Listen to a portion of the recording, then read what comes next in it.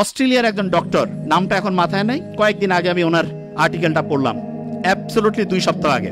মুসলমান ডক্টর, উনি গাজায় গেছে, প্যালেস্টাইনের হচ্ছে যে ইয়া করছে, ওটাকে কি বলে, অপারেশন করছে। তা ইসরায়েল যে ভয়ঙ্কর ধ্বংসলীলা চালাইছে, অজ্ঞান করার যে জিনিসপত্র সেটাও নাই, অজ্ঞান করার জিনিসপত্র নাই। উনি জানে যে অজ্ঞান করার মাঝখানে হচ্ছে জিনিস শেষ হয়ে যাবে। অপারেশনের মাঝখানে ঘুম থেকে উঠছে, উঠে কোরআন তেলাওয়াত শুরু করছে, তারপরে অপারেশন উনি বন্ধ রাখছে। তা যিনি রুগী বলতেছেন আপনি অপারেশন করেন, বলছে ইশারা করছে, কোরআন তেলাওয়াত করছে, ইশারা করছে, বলছে তুমি কষ্ট পাচ্ছ না? উনি কোরআন তেলাওয়াত করছেন। তখন ওই অপারেশনের পাশে যে আরেকজন আছে বলছে না, উনি কষ্ট পাচ্ছেন না। তা এই ঘটনাটা যখন শুনলাম তখন মনে হলো আল্লাহ যে বলছে যে কোরআন হচ্ছে শেফা, আমরা তো বিশ্বাস করি সত্যি টঙ্গর মগর বিশ্বাস, খোসর মসর, ওইরকম বিশ্বাস নাই হবে হবে কিনা। এবং সত্যিকার অর্থে অ্যানেস্থেটিক মানে অজ্ঞান করার যে জিনিসপত্র একটা নাই, কিন্তু আল্লাহর রহমতে সে কোরআন তেলাওয়াত করছে, কষ্ট পাচ্ছে না। ওই ঘটনাটা জানি তো, আলী রাদিয়াল্লাহু তাআলা আনহুর যে পায়ের মধ্যে তিল লাগছিল, নামাজের সময় বের করতে বলছে। আল্লাহ দেখাই দিচ্ছে। এখন কেউ যদি প্যালেস্টাইনের ঘটনাগুলো একটু অ্যানালাইসিস করে দেখবে আল্লাহ যে আছে, এবং কেউ যদি আল্লাহকে ওইভাবে মন থেকে চায় অবশ্যই অবশ্যই পাবে। আচ্ছা, যে জায়গায় আমি শেষ করবো এখন, ইটালির একটা বিখ্যাত মানুষ আছে যার নাম বুসকালিয়া। উনি যেখানে যাইতো ওনার কথা শোনার জন্য হাজার হাজার মানুষ এসে উপস্থিত হইতো। তো ওনাকে একদিন জিজ্ঞেস করছে যে আপনি এত কিছু জানেন কি করে? উনি বলতেছে যে আমাদের ফ্যামিলিতে আব্বার একটা অদ্ভুত নিয়ম ছিল।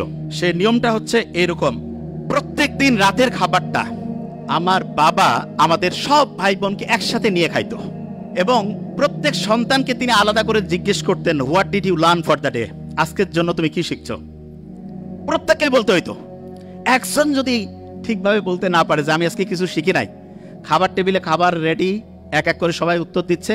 একজন বলছে আমি ঠিক আজকে কি যে শিখছি বুঝতেছি না, বাবা বলতো খাবার একটু দেরি হবে, বই নিয়ে আসো, পড়ো, সবাই মিলে শিখি, তারপরে খাবো। তা বুসকালিয়া বলতেছে যে আমরা যখন ছোট ছিলাম আপনার এই অদ্ভুত আচরণে খুব বিরক্ত হইতাম, যে কি টর্চার শুরু করছে আমাদের।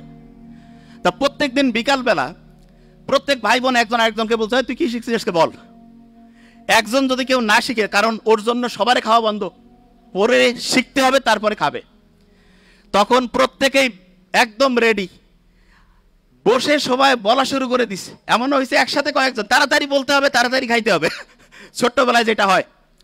তা আমি অভিভাবকদেরকে বলবো আপনি আপনার সন্তানের জন্য একটা কাজ করেন, জাস্ট ওয়ান। সেটা কি? প্রত্যেক দিন সে কি শিখছে সেটা আপনি শোনার চেষ্টা করেন, প্রত্যেক দিন কি শিখছে সেটা শোনার চেষ্টা করেন। এবং এক্ষেত্রে আমি সবসময় বলি শোনার তো এখন টাইম নাই, টেকনোলজির কিছু ভালো ব্যবহার আছে। ছেলে মেয়ে দূরে পড়ে, কোনো সমস্যা নাই, একটা চমৎকার ডায়েরি তাকে কিনে দেন। ডায়েরিতে বলেন যে প্রত্যেক দিন বাবা তুমি আমাকে হচ্ছে ডায়েরিতে এই যে এরকম করে লিখে দিবা, তোমার 30 দিনের জন্য মান্থলি ধরো বরাদ্দ 10,000 টাকা, প্রত্যেক দিনে ডায়েরি লেখার জন্য তুমি 300 টাকা পাবা। মাসে যদি তুমি 20 দিন ডায়েরি জমা দাও 6,000, 4,000 নাই, কিছু করা লাগবে না। ছোট্ট মানুষ তো, সে চিন্তা করবে আমার এই টাকাটার দরকার আছে, ঠিক না? তুমি ডায়েরি লিখে দিবা না, তোমাকে কিছু করতে হবে না, ওকে ফাইন, দেখা যাবে তুমি 4,000 টাকা কম পেয়ে কিভাবে চলো। এবং এটা রেগুলার করতে হবে। আমার ছোট ভাই ওইখানে আছে ডক্টর নোবেল, তারা যখন কলেজে পড়তো আমি ওদেরকে রসুন আর গরুর মাংসে ঝোল দিতাম। আমি মেডিকেলে পড়তাম, তা আমার বন্ধু, আমার রুমমেট যারা বলতো দোস্ত তুই এরকম কেন রে, একটু গোস্ত দিবি। আমি বলছি না, এখন গোস্ত খাইলে ভবিষ্যতে গোস্তের কি আকর্ষণ সেটা থাকবে না। এই জন্য অনেকে আছে না সন্তানকে সবকিছু দিয়ে দেয়, মোটেই না। আপনার যা কিছু আছে ওইটা যদি সন্তান বুঝেছে ওইটা ওর, আপনার সন্তান ধ্বংস হওয়ার সম্ভাবনা 99%। এই জন্য সন্তানকে কষ্ট করাইতে শিখবেন, এবং এটা ম্যান্ডেটরি। এবং তাকে বুঝাতে হবে যে বাবা তুমি যেই ফ্যাসিলিটি পাচ্ছ এটা হচ্ছে এক্সট্রা, তোমাকে নিজে সবকিছু করে সামনে তোমার হিসাব, তোমার আমল তোমার হবে। আমার এখানে যেটা আছে এটা যে তুমি পাচ্ছ এটা তোমার এক্সট্রা দিচ্ছি তোমাকে। এবং সত্যিকার অর্থে সন্তানকে আমরা যেভাবে মানুষ করবো সেরকম হবে আশা করছি। প্রথম আরেকবার ধরে ফেলি, সবচেয়ে ব্রেইনের জন্য ভালো ওয়েব কোনটা? আলফা। আর্লি মর্নিং কোন ওয়েব তৈরি হয়? নামাজের পরে, কোরআন তেলাওয়াতের পরে। যখন রাত 9টা 10টা থেকে ভোর 3টা, কত ওয়াট? তাহলে আর্লি ঘুমানো সবচেয়ে পারফেক্ট। আর পড়ার জন্য সবচেয়ে সেরা সময় কোনটা? Early morning. আর অন্য সময় পড়লে কোরআন পড়ি, নামাজ পড়ি, তারপরে 20 মিনিট পড়ি। এবং অভিভাবকদেরকে বলবো প্রত্যেক দিন ডায়েরি রাইটিং ম্যান্ডেটরি করুন। Thank you so much. আসসালামু আলাইকুম।